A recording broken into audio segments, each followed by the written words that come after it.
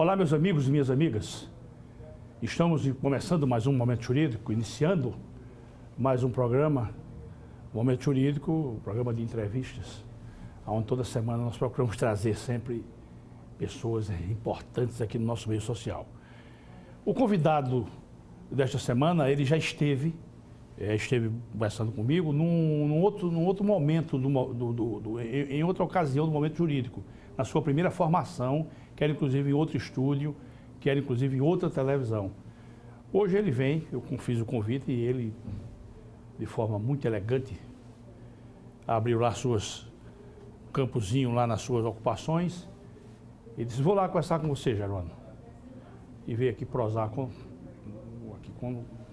todos nós, com os senhores também, e vamos trazer algumas informações que eu as reputo importantes. Meu caro Fernando, permita chamá-lo assim, doutor Fernando Maciel, meu caro Fernando, quero te agradecer a sua gentileza em aceitar o nosso convite. Você também abrilhanta o nosso programa e quero deixá-lo já os meus agradecimentos, né? Em nome meu próprio, da televisão e da nossa equipe que nos acompanha aqui, e quero deixá-lo já à vontade para uma primeira consideração, qualquer que seja, qualquer consideração que você entenda importante para os nossos telespectadores. Por favor. Meu caro Jerônimo, eu queria lhe agradecer pelo convite de poder estar aqui mais uma vez conversando com você, agora aqui na TV Mar, dizer que eu não podia me furtar a esse convite seu, quer seja pela consideração e pela amizade que nos une, quer seja pela importância do seu programa aqui na TV Mar. Eu fico muito feliz em poder vir aqui conversar com você sobre maneira nesse momento em que passa o nosso país e em que passa a nossa comunidade jurídica aqui em Alagoas. Perfeito, Marcel, mas eu ratifico que a honraria e a alegria são nossas. Quantos anos de cátedra, para a gente começar a conversar, quantos anos de cátedra, meu caro Marcel?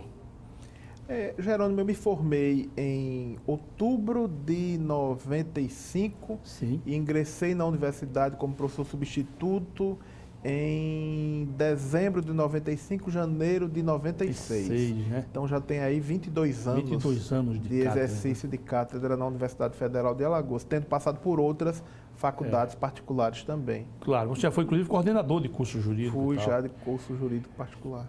Marcel, quais as cadeiras que você lecionou? Jerônimo, ao longo desses 20 e poucos anos, eu lecionei sobremaneira na área de Direito Civil, certo. Todas as cadeiras de Direito Civil. Processo Civil? Processo Civil eu lecionei também, lecionei Processo do Trabalho e Direito do Trabalho, lecionei Direito Financeiro e Direito Tributário, lecionei Direito Comercial, Direito Empresarial, né, ao longo desses anos todos. Mas minha cadeira na Universidade Federal de Alagoas é há muitos anos Direitos Reais e Direito das Obrigações. E as obrigações, né? Direito tributário é realmente um segmento, né, do conhecimento jurídico muito árido. Com certeza. Eu me lembro que na minha época de academia, na minha época de faculdade, eu faço direito tributário, ficava realmente muito cuidadoso. Essa é a expressão. Marcel, como é que você vê o preparo hoje, você como professor? Você sabe que eu estive em sala de aula até poucos anos atrás. Anos também. Eu acho que há sempre a possibilidade de melhorar, sempre me melhorar. O curso jurídico é um curso longo, são 5 anos. Na realidade, eu diria, para você operar o direito é a vida inteira. Mas para você se graduar, 5 anos. É um curso de longa duração. Mas mesmo assim, nós saímos da faculdade. Então, se você não tiver ali um parente perto, já para você acompanhar a partir do 2º ano, 3º direito, se você não tiver, você sai muito inseguro, você sai muito carente de conhecimentos ainda. Como é que você vê hoje, Marcel, o preparo dos nossos futuros juristas? Como é que você vê isso hoje, Marcel? Numa análise crítica, como é que você vê isso hoje? Jerônimo, veja bem, você que é professor também e exerceu, você hoje está afastado da cátedra, mas exerceu a cátedra durante muitos anos. Você sabe que o ensino jurídico no Brasil, historicamente, e hoje também, ele é muito mais voltado para a parte teórica do que para a parte de execução da prática. A prática da forma que é realizada hoje pelas faculdades, eu vejo que ela ainda precisa de um certo aprofundamento. Por exemplo, nós terminamos o curso de Direito sem termos noção de como funciona a administração, quer seja de um escritório, quer seja de uma vara do judiciário, onde o juiz hoje exerce a atividade de administrador também. Nós saímos da faculdade sem termos uma noção da parte de análise financeira, de como estabelecer um negócio se a gente for para a atividade privada. Então, é necessário, além das matérias propedêuticas, das matérias teóricas, como processo, como direito civil, como direito penal, etc., que haja, ao meu ver, um aprofundamento maior na atividade, enfim, você indo para o Ministério Público, indo para a magistratura, indo para a advocacia, qualquer outra profissão jurídica, ter uma noção efetiva, concreta de como essa profissão funciona e poder trabalhar também essas ciências afins, que são importantes na execução da atividade hoje. Hoje, as atividades jurídicas são muito amplas em termos de exercício. Verdade. Né? Meu caro Marcel, você vê, por exemplo, quando mesmo a parte prática que na formação do futuro operador de direito, mesmo a parte prática, ela é diminuta, né? Eu até um tempo atrás defendi uma tese de que a parte prática deveria acompanhar o aluno desde o primeiro período, ele já deveria ter um segmento prático. Claro que no primeiro período ele não sabe quase nada, mas coisas que não dependem do conhecimento jurídico já era para ele já está se encaminhando naquela direção.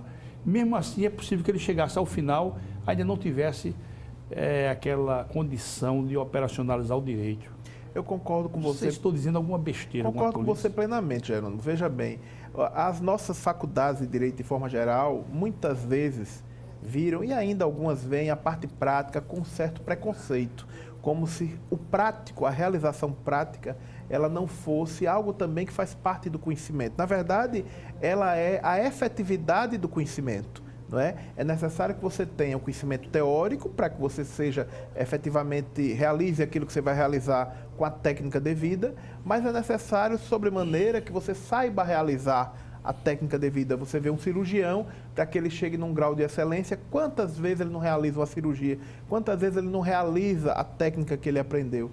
Então eu concordo com você, eu acho que há determinadas atividades do ponto de vista prático que o estreante, o recém-ingresso na faculdade de Direito, ele poderia já ir realizando, como acompanhar audiências para ver como é a dinâmica de uma audiência, exatamente, como acompanhar um julgamento para ver como é essa dinâmica, saber fazer a consulta no sistema de acompanhamento processual das diversas justiças, enfim, coisas mínimas, não é, que efetivamente ele já poderia desde o início estar acompanhando. Eu não estou dizendo que a parte teórica, o conhecimento teórico não é importante, é o essencial, você conhecer as técnicas, você conhecer com profundeza, com profundidade, não somente o direito, porque eu digo sempre, como dizia Ponte de Miranda, eu digo muito aos meus alunos, quem só sabe direito, nem direito sabe. É necessário que você tenha o conhecimento da parte literária, da parte filosofia, enfim, de quase tudo.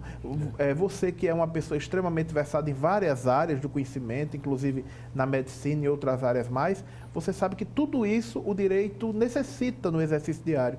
Então é necessário que se tenha conhecimento técnico, que se tenha conhecimento profundo dessas ciências que são acessórias ao direito, mas sobremaneira também é importante que se pratique, que se realize isso acompanhado. Não é? Me permita fazer só um paralelo. No curso médico, quando o indivíduo sai do básico e vai para o profissional, ele se depara logo com uma cadeira importantíssima chamada semiologia. Na semiologia, ou semiotécnica, você aprende um segmento chamado anamnese, que nada mais é do que aquela abordagem que o médico faz com o paciente. E às vezes, nas respostas do cliente, do doentinho, ele consegue se encaminhar para fechar um diagnóstico. Não é diferente com o direito, eu sempre fiz esse paralelo. Nós não temos uma cadeira, mas podemos chamar também de anamnese jurídica, vamos chamar assim, onde você, na entrevista com o cliente, ele vai lhe respondendo e você vai aqui, na sua estrutura cognitiva, você vai encaminhando para a solução. Inclusive, pedir os documentos corretamente, porque isso é fácil? Não é fácil, não. Para o indivíduo que está se iniciando,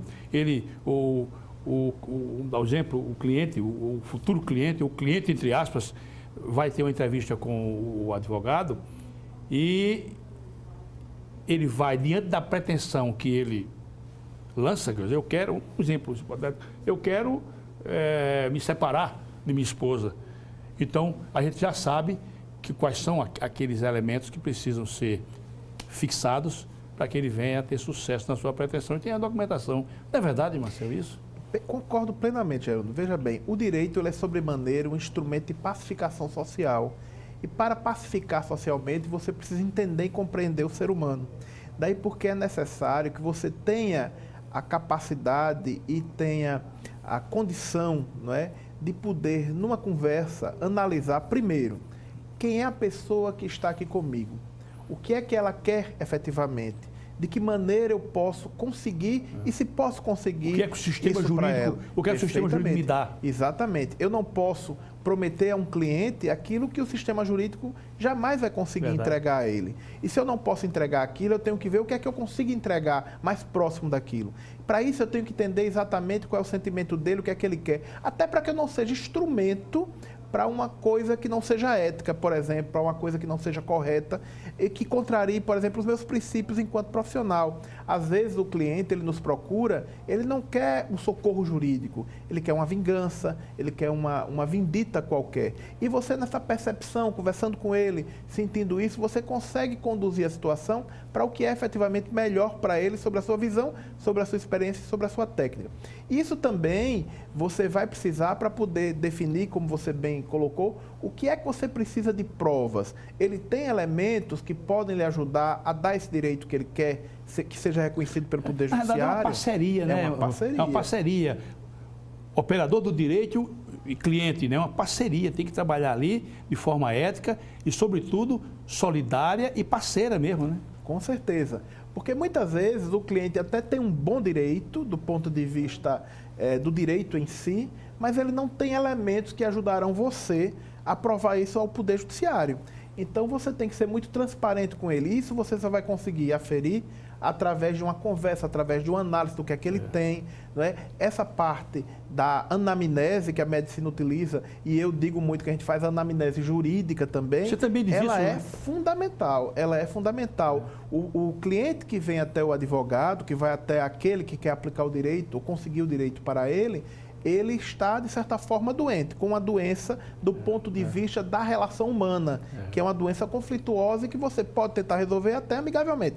Mas, para isso, tem que conversar e tem que ter tempo para isso e sensibilidade para tanto. Assim, outra coisa, tem que ter uma base cultural. Eu não consigo entender como é que um indivíduo com uma mentalidade obtusa, fechada, como é que ele consegue operacionalizar o direito? Às vezes o cara foi um mau aluno, o cara foi um mau aluno no primário, foi um aluno ridículo no ginásio, foi um aluno medíocre no científico, mas passa no vestibular. Né? Que é outra coisa que eu acho que está muito frouxo esse negócio de vestibular, Marcelo. Geraldo, veja bem, concordo com você também. Eu soube que hoje existe o vestibular programado, a pessoa liga para a casa do indivíduo e quer fazer a prova que dias. Quando eu tomei conhecimento disso, estou sendo muito franco, eu digo, rapaz, eu não posso mais permanecer aqui. Estou sendo muito franco com você, Marcelo. Você fazer vestibular, a escola liga, olha, quais dias que você quer? Veja bem, o direito ele é uma ciência que ele não pode enxergar o ser humano limitadamente, ele tem que enxergar o todo. Isso exige, como outras ciências também, eu acho que todas as ciências, mas eu posso falar do direito, exige do aplicador, do estudioso do direito, um conhecimento grande e uma grande sensibilidade. E sensibilidade, eu digo sempre aos meus alunos, eles são testemunhas disso. Você só adquire essa sensibilidade de duas formas, ao meu ver, na minha modesta interpretação. Ou você lendo, ou você vivendo. Não é? Então, a literatura, ela lhe permite, e aí eu falo a literatura de forma genérica, a leitura dos clássicos, a leitura, enfim, das biografias, a leitura da história, da sociologia, claro. Ela lhe permite você vivenciar momentos, fatos e histórias que você não tem como vivenciar na sua própria vida. Você tem que ler e você vai adquirir aquele conhecimento, isso vai ajudar a melhorar a sua sensibilidade. e a própria vida em si. Eu digo sempre o seguinte, às vezes a gente tem juristas que são extremamente competentes, se formam, viviam trancados nos seus quartos estudando, mas quando vão aplicar o direito são uma tragédia. Por quê? Porque não viveram efetivamente, não conversaram com as pessoas, não saíram à noite, não foram para um bar, não foram para conviver com seres humanos e poder com isso melhorar e definir melhor a sua sensibilidade. É necessário, para conhecer e aplicar o direito, na minha visão, que você tenha conhecimento técnico, conhecimento teórico, que só se adquire estudando, mas tenha também a vontade e a predisposição e a humildade de viver, de conviver com as pessoas. Isso é muito importante, ao meu ver. E como você falou aí, uma questão interessante, e o indivíduo tem que ter, porque, pare bem, analise comigo, meu caro Marcel, eu digo sempre, dizia aos alunos, os nossos instrumentos de trabalho são dois. É a palavra escrita e a palavra falada. Ninguém vai pedir a um advogado para ele correr 100 metros em 10 segundos. Verdade. Ninguém vai, não é verdade? Se eu fosse advogado, por exemplo, eu estou perdido. Assim, ninguém vai pedir um advogado para entrar num ringue. O advogado tem a palavra escrita e a palavra falada. Perfeito. Então, se ele não tiver uma base, né? Aliás, os ingleses têm uma expressão muito contundente nesse aspecto. Eles dizem, the base is all. A base é tudo. O indivíduo, às vezes, vem com uma base fragmentada, vem com uma base não muito sólida, e você percebe até na redação dele, a petição que ele faz, sai a golpes de martelo, a golpes de marreta, aquela coisa forçada. E aí eu acho que os professores, nós professores, temos esse dever ético de alertar os alunos para isso. E também a universidade também tem esse dever de pensar seriamente, quer dizer, cada área tem a sua especificidade, mas de pensar e trabalhar aquilo ali. Você disse tudo aí, Marcel. Você disse tudo. É preciso que o indivíduo tenha uma base sólida, uma base boa, e afora o acompanhamento que a universidade tem que dar ao indivíduo, né?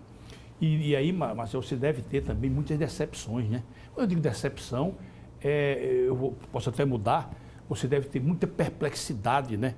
Eu soube agora eu tive conhecimento que vai ter uma audiência, eu acho que é dia 28, me permitam, senhores telespectadores, eu não quero, evidentemente, me permitam, né? Não quero ser triste aqui no nosso programa, mas vai ter uma audiência de um advogado que mandou matar outro. O ser humano, né? Isso existe, mano. O ser humano E parece-me que o móvel do crime é daqueles chamados de tenebrosos.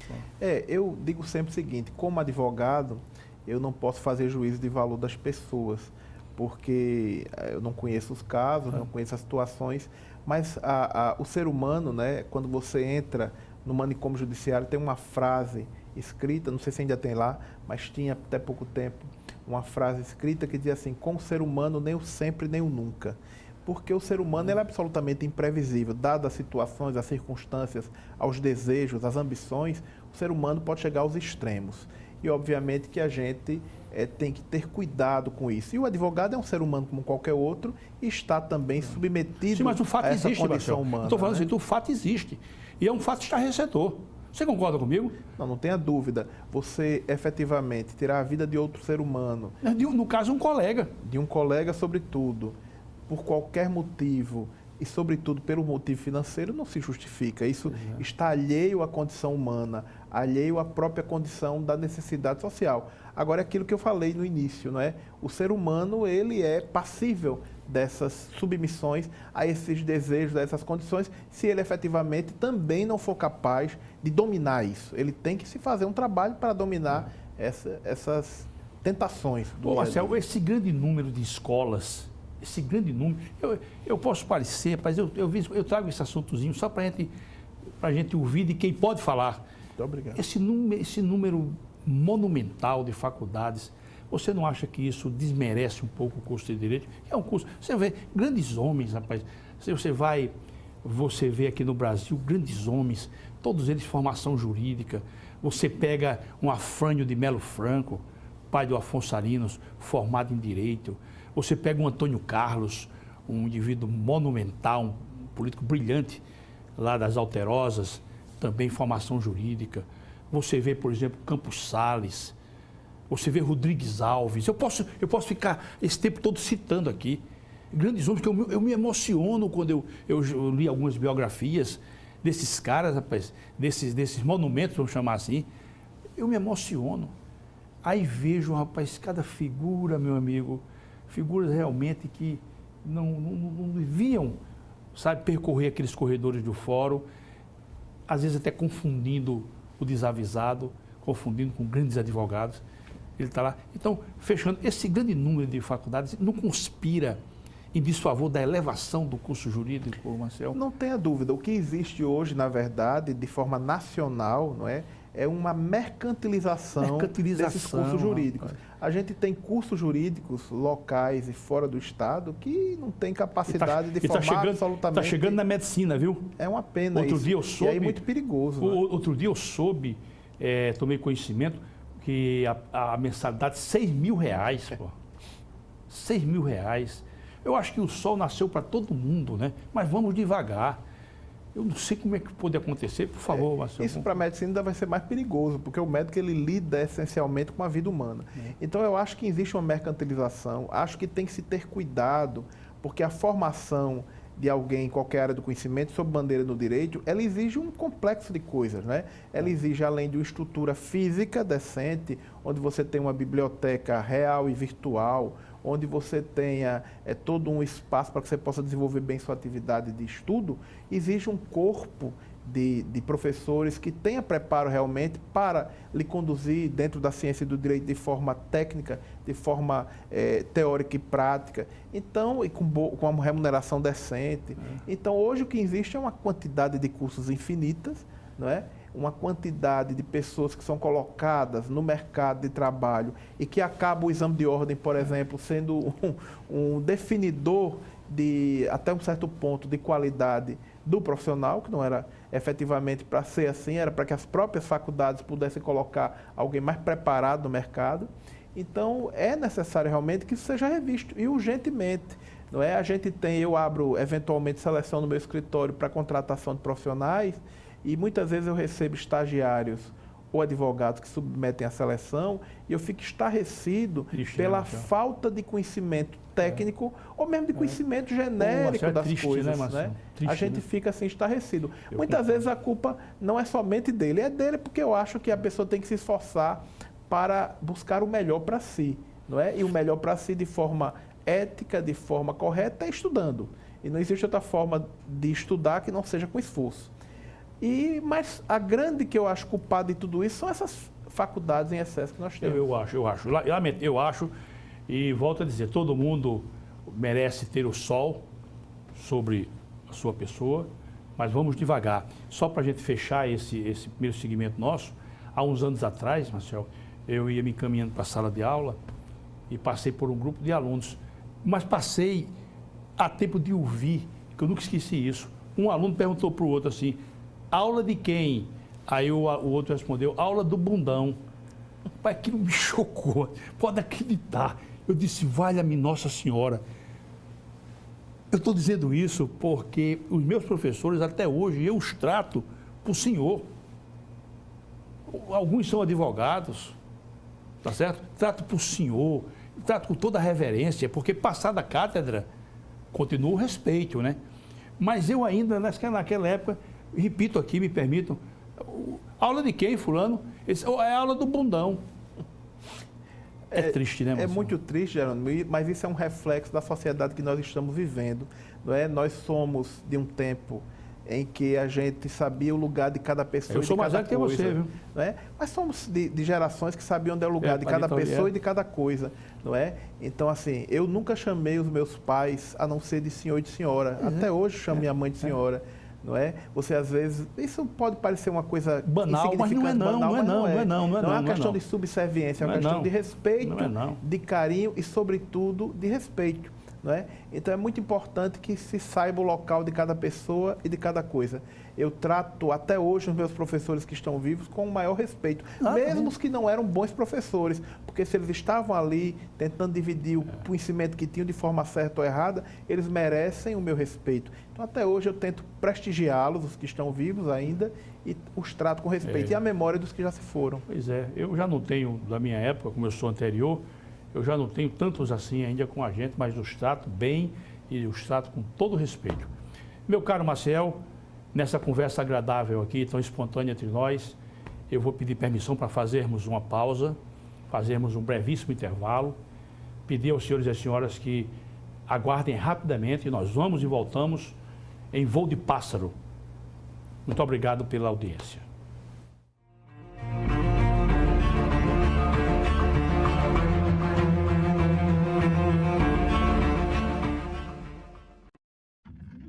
A CL Investimentos é uma empresa que trabalha com imóveis próprios. Quando precisar locar ou comprar um imóvel, procure a CL Investimentos. Aqui só locamos e vendemos imóveis próprios. Por isso damos garantia de um investimento seguro. ACL Investimentos, Rua Durval Guimarães, Edifício Leonardo da Vinci, Ponta Verde. Fone 3327-3911. Quando o assunto é o seu carro, além de escolher a marca líder, escolha também a concessionária que faz mais por você. Por isso, a Blumari oferece o melhor atendimento em serviços, peças e acessórios. E ainda tem as melhores negociações, sendo totalmente certificada pelos padrões Fiat de qualidade e líder de mercado em seu segmento. Fiat Blumari, a marca do seu carro. Avenida Gustavo Paiva, Mangabeiras. O filé do Zezé é a melhor opção. Temos um cardápio variado de churrasco e comida caseira. Churrasco de picanha preparados de um jeito todo especial. Zezé em Casa, 3313-4004.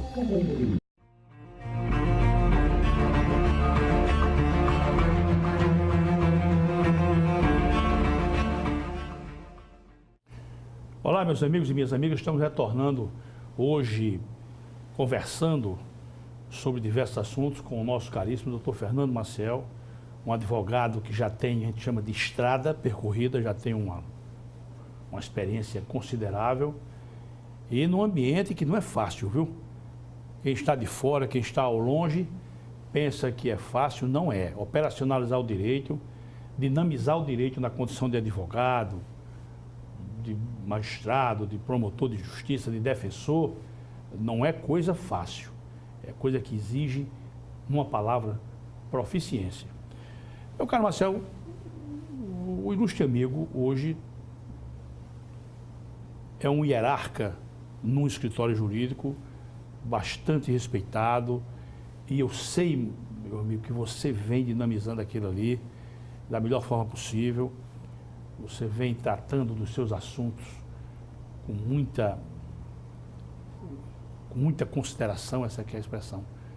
Como é um escritório? É uma empresa, né, Márcio? O escritório jurídico é uma empresa, né?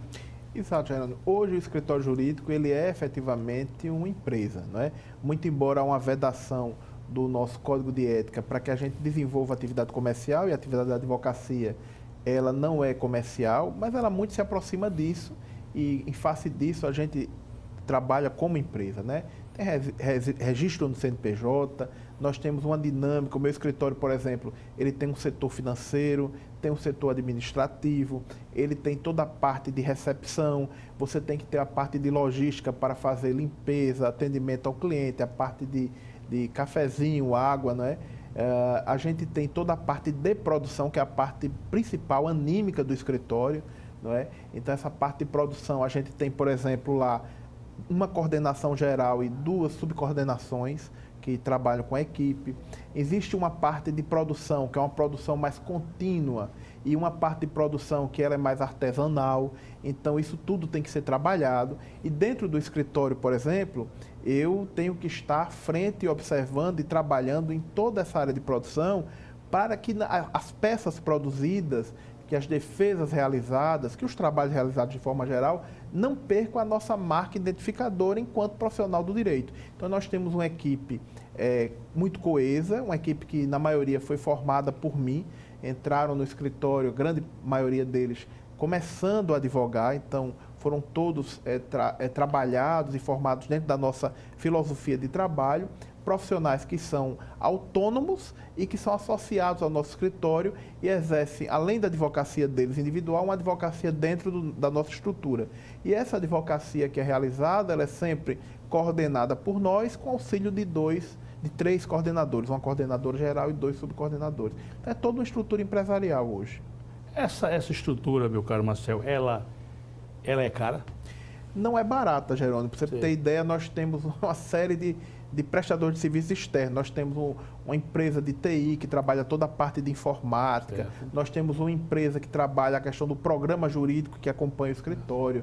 Nós temos a parte de contabilidade externa. Nós temos a parte do fornecimento de material de consumo, papel, material de informática, enfim, todo o material de limpeza, tudo isso que é externo. Nós temos os funcionários do escritório e toda essa equipe de advogados que são colegas que são remunerados com uma parte fixa e uma parte variável de produção e de ganho de causa. Então, isso tudo gera um custo operacional muito alto que a gente tem que coadunar com um preço que a gente tem que colocar no mercado que não pode ser tão alto, porque hoje a concorrência é muito grande. Muitas vezes não é uma concorrência muito leal, muitas vezes não é uma concorrência que tem a mesma qualidade de serviço, mas está no mercado, oferece o serviço, às vezes, por preços que são difíceis de você chegar. A gente chama de concorrência saudável.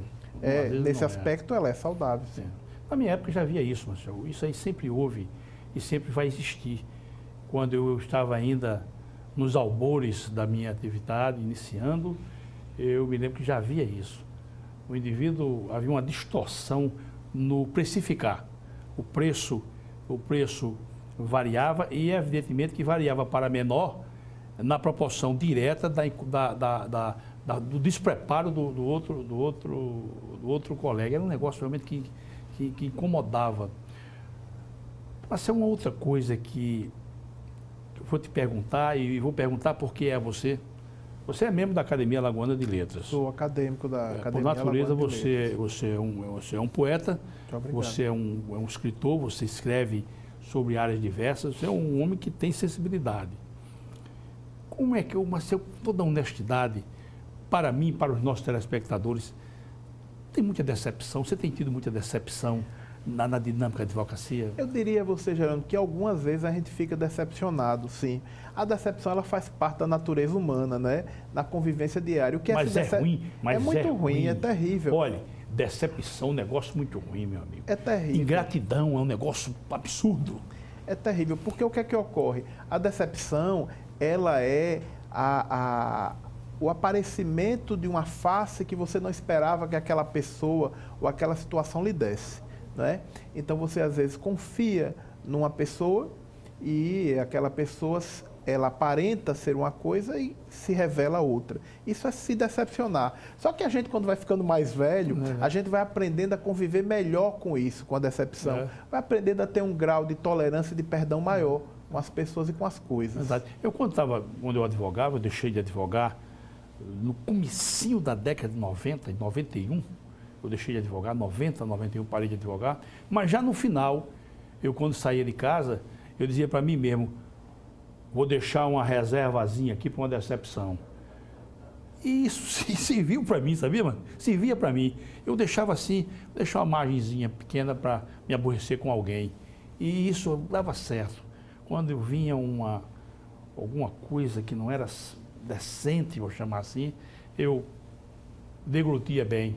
Entendeu, Marcel? Eu vou sair daqui com esse ensinamento, Jerônimo. Eu acho isso realmente importante, a gente ter essa capacidade de poder absorver essa situação que às vezes é da alma humana, que não deveria ser, porque a gente aprende com os nossos pais, não é? A amar os nossos amigos, a tolerar muitas vezes os nossos inimigos, mas a gente não aprende a lidar, eles não nos ensinam, na maioria das vezes, a lidar com as decepções. Isso a vida vai nos ensinando, na maioria das vezes. Então, a gente tem que aprender isso, saber perdoar o ser humano é falho, mas não oportunizar mais que você seja ferido naquela situação. Marcel, vamos levar isso aqui para os nossos telespectadores, que você já deve ter tido isso, eu tive, claro, que é aquela questão do juiz prepotente. O prepotente é aquele juiz que você vai humildemente falar com ele, mas é uma humildade digna, né? E ele diz assim, recorra. Aqui não existe maior... Olha, nessa conversa nossa, uma das grandes decepções que eu tive como advogado foi numa situação dessa. Rapidamente lhe conto, havia um litígio entre um casal. Havia uma diferença de idade muito grande. O que eu acho hoje é que aquela moça, como é uma diferença muito grande, vamos dizer, tipo assim, 50 anos de diferença, mas a moça engravidou, o cidadão era um homem decente, muito correto, e ela engravidou, e quando o menino nasceu, ela parece que tomou por aquele cidadão uma verdadeira ojeriza e não permitia que ele visse a criança, nada. Então ele me constituiu advogado e nós fizemos um trabalho muito em cima, aquele trabalho, sabe como é, né? Um corpo a corpo, em cima, petição, e conversando com o juiz, conversando com o magistrado, e aqui eu presto uma homenagem, que era o doutor Mário Casado Ramalho, um homem muito sensível, que permitiu o acesso do advogado, e nós fomos, e ela criando toda sorte de dificuldades com o advogado, etc., inclusive conspirando em desfavor dos interesses do meu cliente, pessoal de dentro do cartório, dando informações privilegiadas e tal, mas terminou ele concedendo, não foi, o negócio chegou a tal ponto que foi a guarda, ele concedeu a guarda. E logo depois o fórum entrou em férias. Nós entramos naquele recesso forense, férias, né? E quando eu estava em casa já descansado, o nosso cliente contratou uma enfermeira, etc. Acho que no terceiro ou quarto dia ele chega, Jerônimo, foram buscar o menino. Rapaz, não é possível uma coisa dessa. E eu fui tomar conhecimento e realmente, num despachozinho xoxo, desse tamanho, ele havia desconstruído tudo aquilo que nós construímos ao longo de alguns meses. Aí eu fui lá com ele. Excelência, está aqui, ó. O doutor Mário Casado concedeu a guarda ao meu cliente após uma produção longa de prova e tal, etc, etc, etc. E o senhor, a míngua de qualquer fato novo, não houve nenhum fato novo, está com 3 dias isso, o senhor mandou devolver o menino? Recorra, doutor. Quando ele, eu não sei como eu não infartei. Entrei logo em taquicardia, tive logo uma vasoconstricção periférica, me levantei e quando encontrei meu cliente, eu disse, olha, eu vou lhe devolver o dinheiro e vou lhe dar uma sugestão. Isso que é? Disse, faça outro menino. Ele disse, não brinca, Jerônimo, não brinca. Porque foi tamanha a minha decepção. E quando eu saí dali, eu disse, eu vou ser juiz. Para não fazer justamente o que foi feito comigo agora. Você tem visto muito isso? Primeiro eu queria, assim... eu peço desculpa por ter ocupado esse tempo. Queria me associar com você e dizer que o doutor Mário Casado é um dos grandes juristas que nós já tivemos no Tribunal de Justiça do Estado de Alagoas, na Justiça Alagoana, um homem elegante, um homem sério. Se eu fosse exercer a magistratura, o doutor Mário seria uma inspiração. É um paradigma. Para que eu pudesse me inspirar, como outros também, como o desembargador Fernando Tourinho, que já não está entre nós. Não é? Então, esse exercício da advocacia, muitas vezes, nos leva a ter uma decepção como essa. Só que a gente tem que agir dentro, eu digo sempre isso, não existe diferença, isso está escrito na lei e a gente tem que lutar para efetivar isso. Não existe diferença entre advogado, juiz, membro do Ministério Público. A formação é a mesma. A formação é a mesma, cada um exerce a sua atividade dentro do âmbito do judiciário, naquilo que lhe compete, e tem que haver respeito sempre recíproco.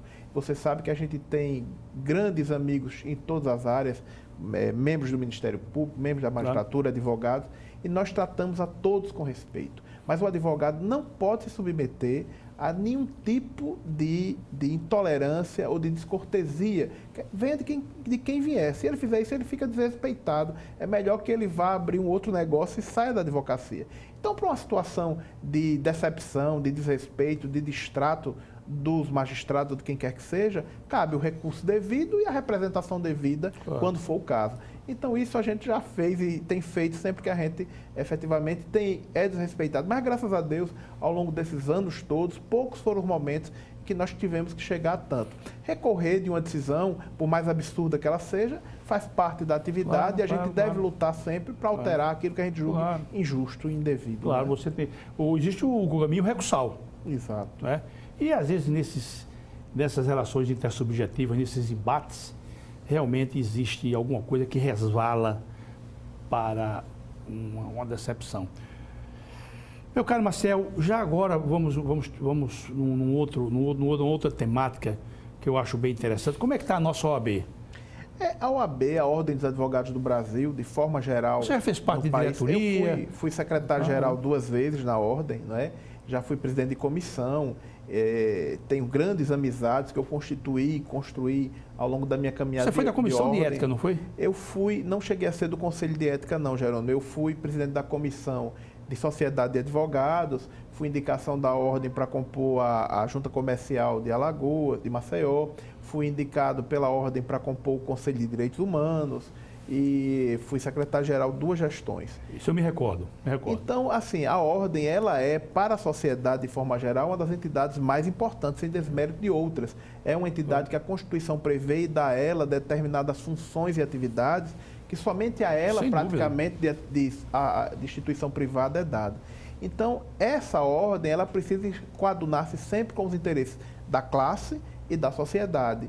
Ela deve ter uma parte dela que vá defender aquele que é associado dela, mas ela não pode ficar focada somente nisso. Ela tem também que ser um instrumento de defesa da sociedade.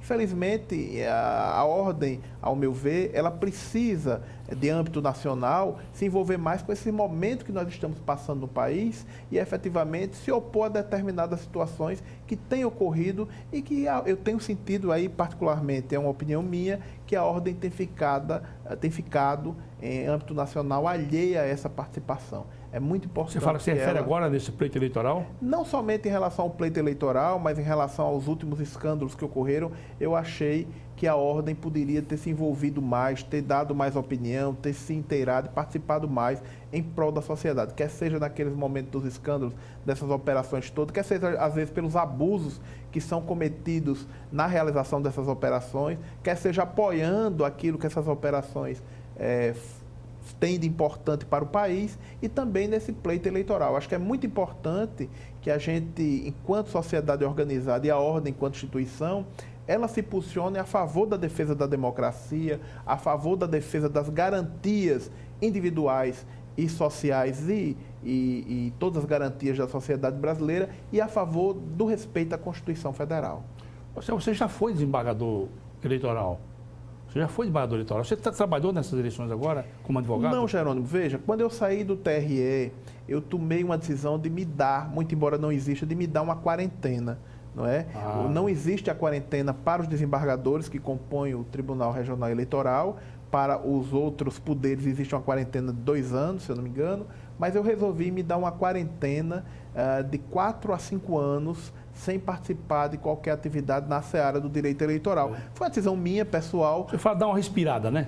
Dar uma respirada e não me envolver em pleitos eleitorais, porque como eu exerci uma atividade, tive a honra de pertencer aos quadros do Tribunal Regional Eleitoral durante 4 anos, para que não pairasse nenhuma dúvida sobre a minha atividade como advogado na seara eleitoral, de estar me utilizando da condição de ter sido desembargador eleitoral. É uma opção minha e eu não participei dos últimos pleitos.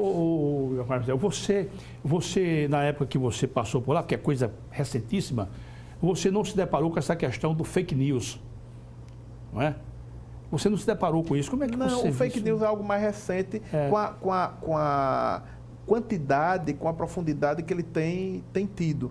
Na época você tinha eventualmente uma coisa ou outra, mas muito ainda simplória, muito eventual, muito superficial. Fake news tem sido uma verdadeira coisa terrível. Isso vai ter que ser normatizado. Isso tem que ser normatizado e tem que ser acompanhado com muita ênfase, com muita força e repelido com muita força, porque hoje eu digo que o campo da internet, o campo da informática de forma geral, tem sido onde as propagandas eleitorais têm fluído com maior constância, com maior força. Então é importante que tudo isso seja devidamente regulamentado e que esses excessos sejam punidos com vigor. E são excessos, viu? Com São certeza. excessos. Agora, eu tenho visto, eu consigo abstrair.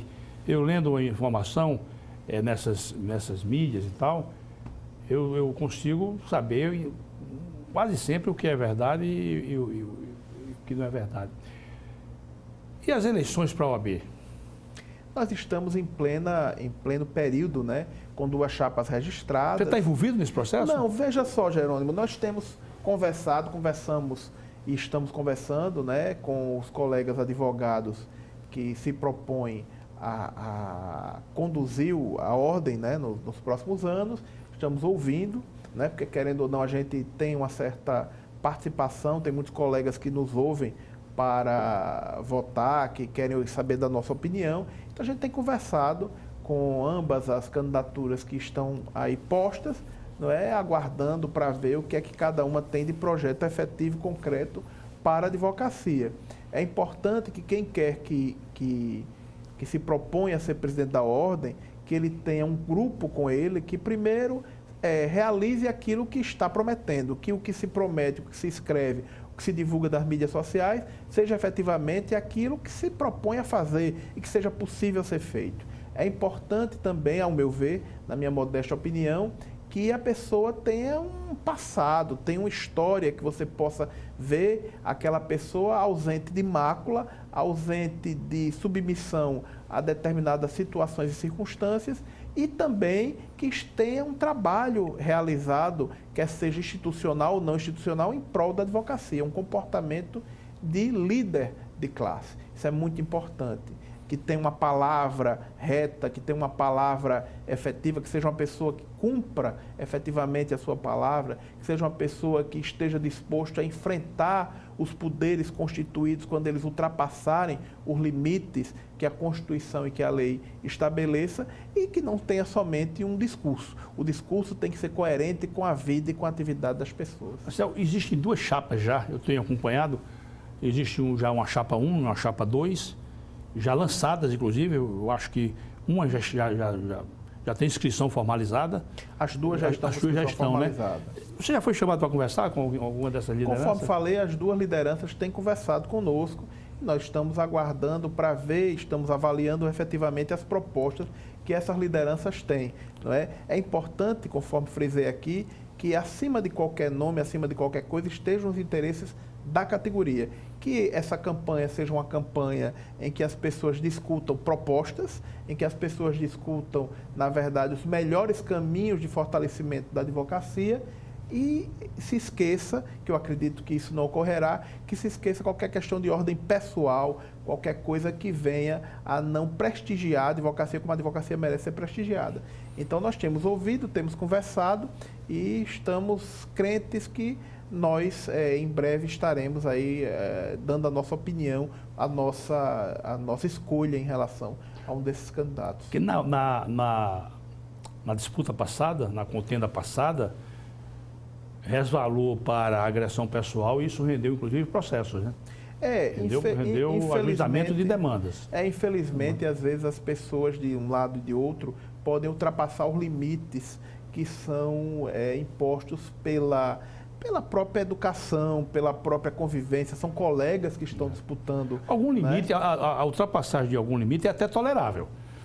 Agora existem ultrapassagens que vão muito além. Muito além. Né? Então eu acho que se tem que respeitar a dignidade das pessoas, as famílias, tem que se respeitar a dignidade da profissão de advogado. Isso é muito importante. Não é? Eu acho que eu não posso fazer uma campanha que não seja propositiva e que resvale para o ataque pessoal. Isso não pode existir na nossa categoria. Como é que a gente vai exigir um comportamento ético, um comportamento propositivo dos candidatos da política normal, dos políticos da política que não seja de classe, se a gente não se propõe a fazer isso na nossa classe? Então é importante que a gente faça. Porque se não for também nesse caminho da respeitabilidade, nesse caminho do enfrentamento sob o estigma ético, até diminui a própria classe dos advogados, né? Não tenha dúvida, não tenha dúvida disso. O advogado deve ser o último que, né, nessas disputas, deve ser o último que abra mão de um comportamento irretocável. Não tenha dúvida. O exercício da atividade da advocacia é o exercício da atividade da profissão cidadã.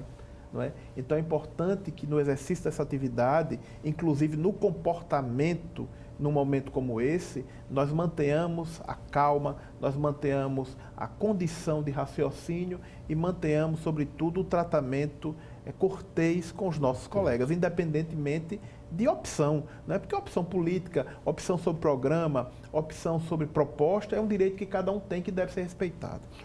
Para a gente finalizar, nós estamos chegando já aqui no final do nosso programa, Marcel.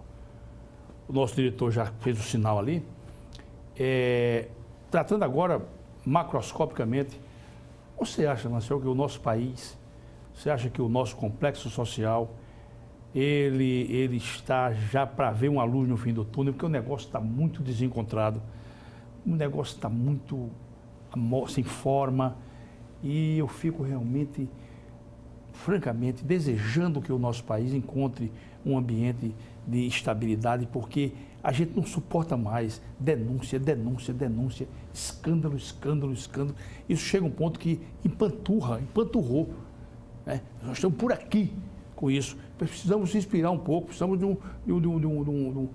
um momento de paz. Você vê honestamente que o nosso país se encaminha para isso? Jerônimo, eu vejo um momento muito ruim, na minha opinião, do nosso país. Isso me deixa muito triste, não é? Porque eu acho que a corrupção é um mal terrível em qualquer sociedade. E eu acho que o maior mal que a corrupção fez e faz pelo nosso país é, nesse momento, ter criado um momento de tamanha repulsa a ela, tamanha repulsa ao que foi feito pelo nosso país, que as pessoas estão perdendo, de certa forma, a crença e a capacidade de raciocinar o que talvez seja melhor para o país. E, às vezes, se submetendo até a ideias que não são tão defensáveis do ponto de vista humano, do ponto de vista de resguardo da democracia, do ponto de vista de resguardo da sociedade, em tudo aquilo que foi conquista de séculos para a humanidade. Então, é importante que a gente saiba que a corrupção é um mal terrível, mas tão ruim quanto a corrupção é a ausência de liberdade, é a ausência de expressão, é a ausência da capacidade de conviver num ambiente harmônico em que todos devem ser respeitados com as suas diferenças. Então é importante que nós saibamos mudar isso, mas respeitando as dignidades e as condições que cada um tem dentro da sociedade. E vamos, a Deus querer, nós vamos chegar a um bom termo no direcionamento do nosso país, porque você só consegue ver a grandeza do país se você fizer um cotejo com quem veio por fora, né? Eu não falo nem aqui na América do Sul, porque aí é brincadeira, mesmo na Europa, mesmo com os Estados Unidos, mesmo você vê que o nosso país, ele realmente só enquadrar direitinho e seguir o caminho, é como uma locomotiva, né? É só botar em cima do trilho direitinho e seguir em frente, porque não tem, sabe? O máximo pode chegar a empatar, mas superar a gente não supera não. Nós temos um país de povo trabalhador, um país de povo inteligente, um país de povo que só precisa de uma coisa, recuperar a sua autoestima, não é? Para que ele possa efetivamente ocupar o lugar que lhe é devido pela história, de ser um dos países de maior brilho, de maior liderança no mundo, porque nós temos tudo para isso. Eu sei, historicamente, você vê aqui grandes homens, né? Grandes homens, eu não quero buscar lá atrás, você vê o Rui Barbosa, o Joaquim Nabuco, né? Eu tenho uma admiração profunda por um homem pouco estudado no nosso país, Rodrigues Alves. É um homem ainda pouco estudado, eu acho. Eu tive a oportunidade de ler uma biografia dele, 2 volumes, escrito pelo Afonso Arino de Melo Franco. Um cara fabuloso. Meu amigo Marcel, rapidamente, é muito importante uma mensagem sua de altruísmo, de elevação para a nossa sociedade. Qualquer que seja, Marcel, mande uma mensagem boa para a nossa comunidade. Como membro dessa comunidade, o que eu posso dizer a todos os meus irmãos, não é, que fazem parte dela, é que nós devemos sempre acreditar num ser superior que nos rege, não é, que na minha visão de mundo é Deus, acreditar nas coisas boas que Ele nos permite, que Ele nos deu, acreditar na família, acreditar numa pátria como a nossa, acreditar na liberdade, na democracia, acreditar na possibilidade de a gente conviver com as diferenças e a gente é conviver, sobretudo, no nosso âmbito familiar, com a possibilidade de formar bons cidadãos. Isso vai um dia fazer desse nosso país o melhor país para se viver no mundo.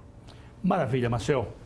Muito obrigado. Eu que agradeço. Muito honrado em tê-lo aqui. A honra é toda Sucesso para você na sua vida profissional, com a sua família. E você virá aqui mais vezes, sempre que tiver um assunto momentoso, um assunto da hora, como nós chamamos aqui, você vai de novo vir abrilhantar e honrar o nosso programa. Meus caríssimos telespectadores, sempre agradecendo a honrosa audiência dos senhores e das senhoras. Até o nosso próximo encontro, se Deus quiser. Tchau.